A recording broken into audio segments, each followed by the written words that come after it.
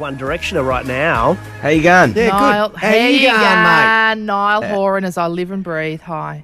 How you doing? You all right? Yeah, we're we're good, right. mate. This is really feeding into a theory I've heard about you, Niall. What have you heard? I've heard that you have a number of cousins who live in Melbourne, and on the down low, you spend heaps of time in Australia.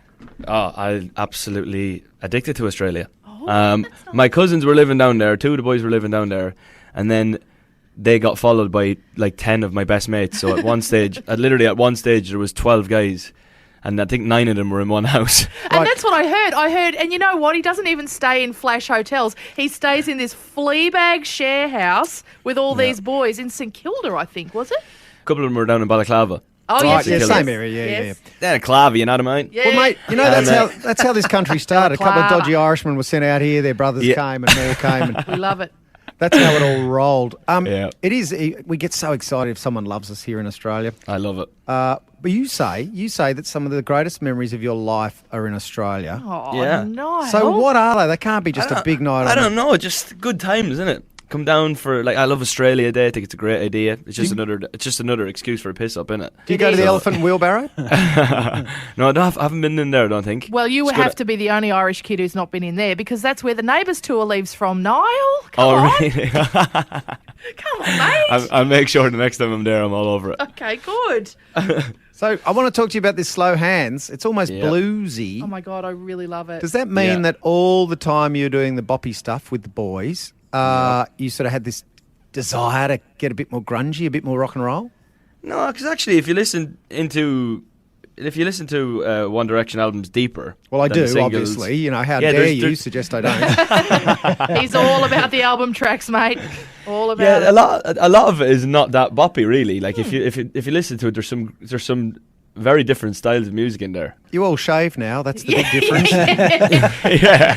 Remember you all had the hair you sort of combed forward in those photos? Everyone had the hair pushed all the way forward? Oh my God! Well, that was 2011, 12 for you. Yes. So. But you know, you got to. I mean, you got to keep coming up with new looks. I sadly still have life-size cardboard cutouts of all of you in my Yes, he wardrobe. does. He's not joking. He's not He joking. thought they'd become really valuable one day, but as it turns out, Niall, If you want it, mate, I'm happy to squeeze it to you for a 50. No, I'm all right. I wonder. I mean, I love the fact that you're mature now and you've lived nearly 2 lifetimes in 5 years, Yeah. you guys, with these incredible experiences.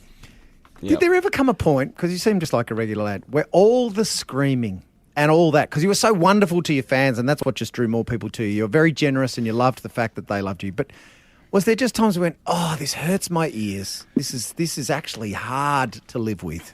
I wouldn't say it was hard to live with. It was something that you could never get used to. Right. Anyone Yeah. that does say they get used to it is mad, because how can you get used to silence and then 150 decibels all in 1 second?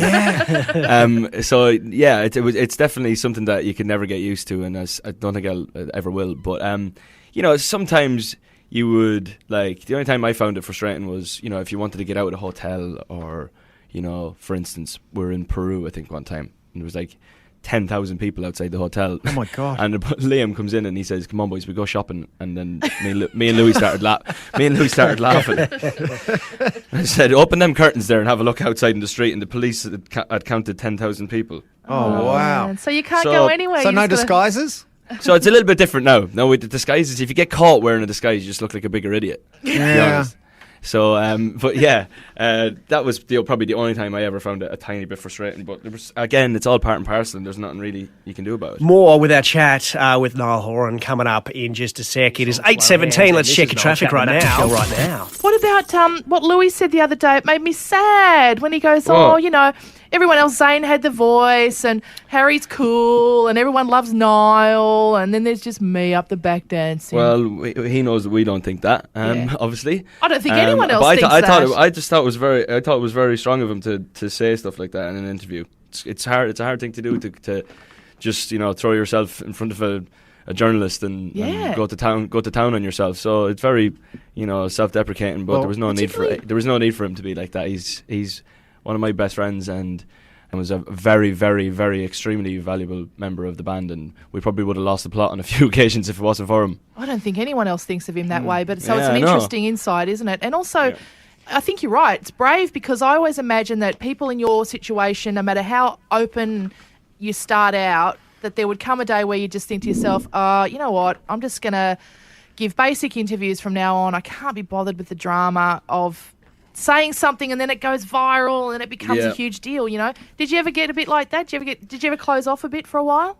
Yeah, I'd say back in the day, I would have been a little bit more reserved, you know, just on, you know, being 17, 18 and sometimes not saying the right thing at the right time and then having to worry about everyone going viral, but at the same time, the public don't see you as 16, 17. They see you as this, like, basically robot that is just, you know, and you're not 16 anymore and you're not allowed to kind of make small mistakes like that. I would have been a little bit reserved in some, not overthinking it, but, you know, I just wouldn't have opened my mouth in certain places. There's a funny moment, Niall, that always makes me laugh when you were here, and you've just told us so many incidents of where you wrestled with being recognised. But you're at the Australian Open, I think, and you went to high five Nick Kyrgios, and he just fresh aired you because he didn't know who you were. No, this is another one. There's no sound, so you would never know. Right. He'd just come off court, right? And I think he just lost. He just got kicked out of his home major championship. Right. And he's just walking, you know what he's like, he keeps his head down. Yeah, got his headphones on. And me and my mates just walked past in the corridor and nothing was said between us at all. So it was kind of, again, another Australian moment blown out of proportion as per usual. You know what I mean? You lot down here, I tell you what, you love a viral video. No, Jesus Christ. it just made me laugh because, look, he's not the most loved Australian, Nick Kyrgios. People probably love you more than him. We just wanted another opportunity to call him an asshole, Niall. Don't be like that. He's a nice guy and I've spoken to him before. He actually texted me straight away, having seen the video online and said, "Oh, sorry, mate, I didn't actually see you." So, you know what? Don't worry about it. And he's a nice fella, so back off, people. You've wrecked it. Take your Irish charm and bugger off, mate. Yeah. Hey, all right. Hey, it only took me 24 hours to get here. I'm not turning around now. What about Liam having a baby with Cheryl Cole? Isn't that the funniest, most amazing thing? Like, it's great. They're both great people, but fancy meeting a girl when you're 14 and she's the judge on the show, and then isn't life crazy? It's the stuff dreams are made of, I guess. It's the stuff 14-year-old dreams are made that of. 14-year-old dreams are slightly different. Yeah. There's no baby usually in them, but the rest. No, we love your new song, Slow Hands, and we'll check you out Sunday night on The Voice, I'd say, performing that, Yeah. I'm really looking forward to that, actually. I think KIIS is down this week as well. So I think just be very careful with her, please, because she's telling everyone that every time she sees you, you try and crack onto her, and that she feels like she could be your babysitter. Yeah, she loves to patronise me.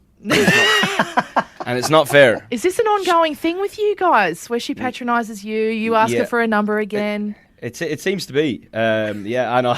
She's such a messer. Like, I seen that interview the other day. She's just, she's such a wind-up merchant.